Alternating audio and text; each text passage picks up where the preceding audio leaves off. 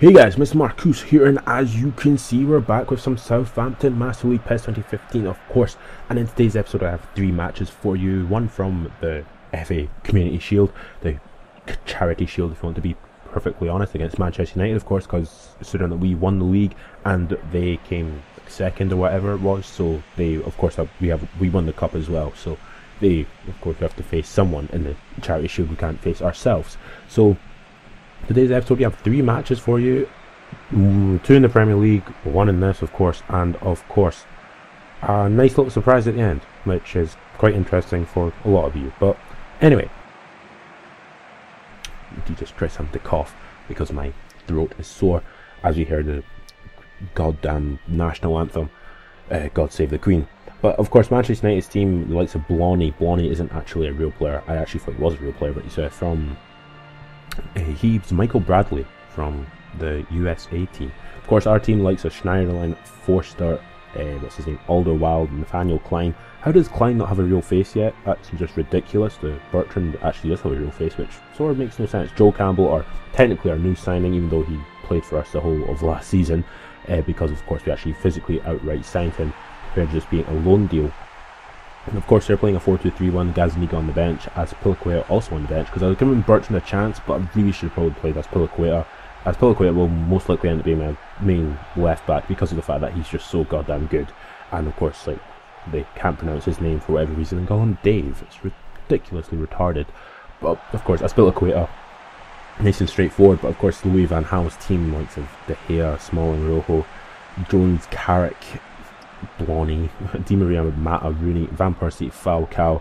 I really dislike playing Manchester United because they play so many long balls forward. It's just such a pain. But I need to really fix the numbers in the team. Like, the numbers are all over the place. Like number 13 for the goalkeeper and like number 19 for Pella, when he really should be number 9 or number 10 or something, because of the fact that he's a striker rather than a midfield anchor or whatever. So sort of with that logic, in the first minutes of the match, I sort of trying to keep possession. Eventually, Manchester United actually gave it right back to me here. As we get 15th minute of the match, Pella gets a shot away. It's a good block from the defender. Goes out for a corner kick, which comes to absolutely nothing. But 10 minutes later, J. Rodriguez on the ball, running past a couple of players, skins past two players, gives it to Tadic, 1-2, back to Rodriguez. Rodriguez crosses it in, and it goes to no one. Comes out to Bertrand. Bertrand crosses it in with an absolute volley, and Joe Campbell heads over from quite close range. Probably should have scored there, because Joe Campbell is, well, it's a bit weird, but yeah, Joe Campbell probably should have scored there. But here we got Pella on the ball here, trying to skim past a couple of players, can't get anywhere, and at half time it is 0-0 between Southampton and Manchester United in the FA Community Shield at the Royal London Stadium, because Wembley isn't licensed. What the hell? How do you not have Wembley licensed? England aren't even licensed in this either. It's really weird. They lose licensing like all over the place. I don't know what's going on. But at the beginning of the second half, I gave the ball away really cheaply with Nathaniel Klein. It eventually comes to Falcao, gives it to Mata. Mata gives it to Rooney. Rooney gives it back to Falcao, who, for whatever reason, just scores there. I don't know what Klein was doing, as he just decides to just dally on daydream and just watch the, like, nothing. Like, literally nothing. And I get screwed over and Falcao scores past me. So, coming up about 20 minutes after that, Joe Campbell gets an opportunity down the right hand side onto his left foot, and he just ends up hitting it just wide of the post. So Joe Campbell, my new signing, probably had the best two chances for me to actually win the game, and unfortunately I lose the first game of the season. Now, this is quite bad because of course you want to win as many games as possible, but then again, it's only the FA Community Shield. It's not really something I have to care too much about winning, because again, it's all for charity anyway. But again, you see this, I really despise this. If I was the captain, if I was Schneiderlin there, that goddamn cameraman would not be in my face. He would be getting punched right now. But he's just ridiculous. Anyway, I know he's only doing his job, but still. But anyway, I mean, going into the next and first match of the actual proper season, because I don't count the Charity Shield as an actual match. It's actually away to Swansea at the Liberty Stadium. Of course, Swansea, not really too hard, but we did have some problems against them last season. How does Ashley Williams not have a real face? I mean, come on. But anyway, playing against Swansea, of course, because it's the first game of the season, it's really weird how they do this, that every other game of the season which aren't considered important, they make it so that you don't have the team lineup at the beginning. It's really weird, so that when it comes to like the game after this, I have to show the team lineup in the game plan menu, because of the fact that they don't show it like in the introductions team which they used to do for the last like 10 years of any football game, and now it's basically very weird how they do it. It's very, very weird. But I mean, of course, and for some reason it's considered that like the games which are important are the Champion League games, which are of course are fine, and like the first game of the season and the FA Community Shield. Like, really? Like, it should be probably every single game, but again, what do I know? But Swansea's team is very, very, very similar to last season, so nothing's really changed.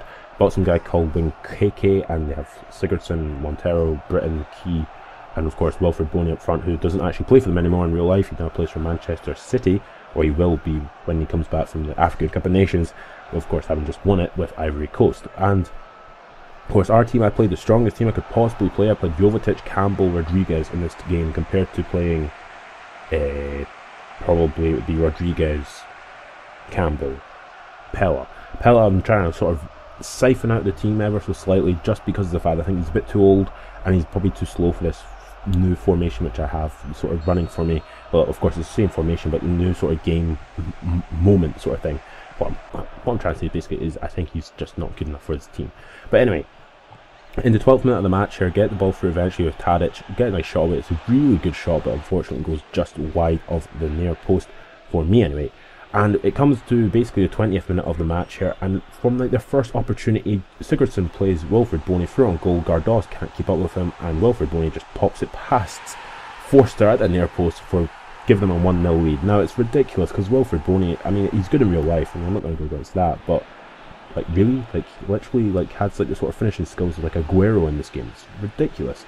But anyway, moving it like literally from kickoff, I have the ball here with Jay Rodriguez running past a couple players. Like I think Jay Rodriguez was on form in this match, hence why I just sort of do that, and then eventually Joe Campbell comes up and scores with his weaker foot past the goalkeeper to give us the equaliser literally from kickoff, which is good because of course you want to score past as many goals as possible. But of course Joe Campbell scoring past a former teammate of his, technically in Lucas Fabianski, because of course he played for Arsenal. They both played for Arsenal. But anyway, as you see there, I think Boney had another, no, it was either Boney or Routledge or I don't know who, but someone had another shot at the end of the first half, and that was it. So like 1-0 at half time, not too bad against Swansea. I mean, Swansea are quite a difficult team to beat in this game. Jovetic has literally had no impact whatsoever. Comes to 64th minute here as Wing KK gets through on goal, and again finishes past the goalkeeper with aplomb. And it's just ridiculous because the thing which I really dislike with what's it called? What the hell is it called? With the superstar difficulty in PES is that for whatever reason you just can never get past like the goal. If you give someone an opportunity, they will probably end up scoring it like straight away. But as we see here, like I missed so many opportunities in this match, and literally the last minutes of the match, Pell had come on and I brought him on, and he ends up scoring the equalising goal in the last minutes of the match. Considering that I thought he wasn't even that good, and now he's actually winning, well, not winning games, but keeping me alive, which says a lot really, to be honest. So with that, of course, as we see here, 2-2 was the final score against Swansea. Not really the best start of the season. Like, as we see Alderweireld and Klein, like, he's happy, but it could have probably have been better. Jovetic is happy for whatever reason, when in reality he didn't really do much other than assist the final like opportunity of the game.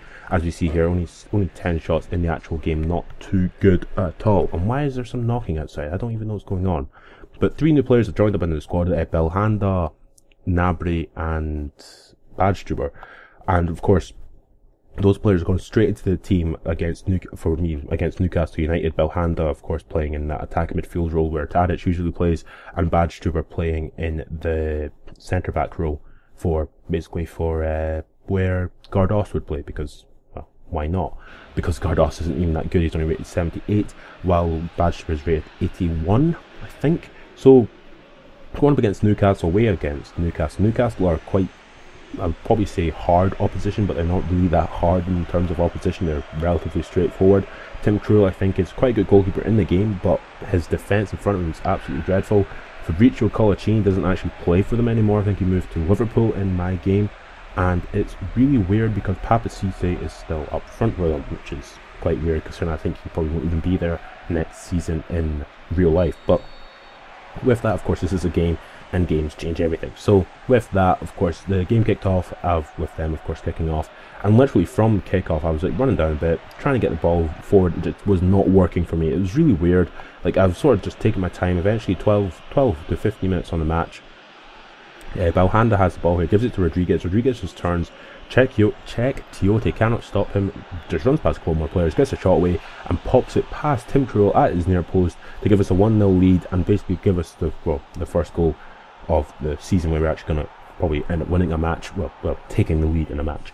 Of course, it's only the second game of the season, so what the hell do I know? Well, technically third game, but 35th minute of the match in the first half still.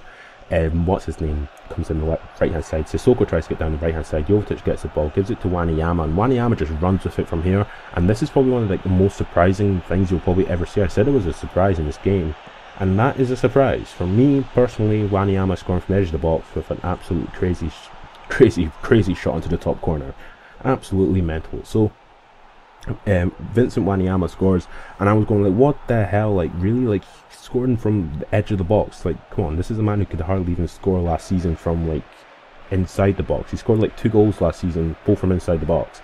So it's quite interesting to see that basically, like, having the opportunity given to me, I just popped it into the top corner from the edge of the box. It's an absolutely fantastic strike. Had to show it in the replay and everything. But as we see here, coming up to the end of the first half, Bash would give the ball away, so Sissoko just runs past Azpilicueta. Azpilicueta comes back, tries to recover, doesn't really recover in any way, but sort of just stop myself, give it to Klein, and Klein just clears it for the halftime lead of 2-0, which is very, very good for us, because, you know, a 2-0 lead is better than a 1-0 lead, though. To me anyway. I mean, I know 2-0 is considered the most, like, in real life, 2-0 is considered the most, what is it? The most dangerous football score, because of the fact that if they scored 1 goal, it would be 2-1, and then the momentum is with them. But into literally the last minutes of the match, Southampton, we score again. Balhanda scores for us on his debut. It's a very nice goal as well. It's a little chip up for him from a Wanyama pass, I think. And it was a nice little finish. So with that, 3-0 win against Newcastle United away from home. Can't really go wrong with that. But now it's time for the 2 big surprises. Well, one big surprise. We've already seen one of the surprises, which was the Wanyama goal from the edge of the box. Second surprise does actually have to do something with Graziano Pella. You'll see in about 20 seconds what I'm talking about. Vincent Wanyama got the man of the match, and well as QPR beating Manchester United, Swansea drawing with Chelsea. Ridiculous results. Cardiff City destroying Norwich on their second game of the season, of course, as I show you the table eventually.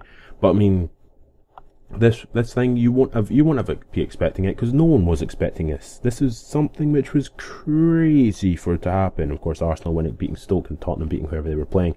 Arsenal top of the table, Liverpool also top with Tottenham and Man City, and Southampton are 6th in the table. But here, as we move on to the UEFA Best Player in the Europe award, who was the best player in Europe? Oh, what's his name? Bloody Graziano Pella with the award. What? Because he scored like 20 goals in the league. I don't know how that even works. But anyway, if you have enjoyed this video, subscribe to my channel for more. Enjoy the surprise. Anyway, if you have enjoyed this video, subscribe to my channel for more, and catch you later.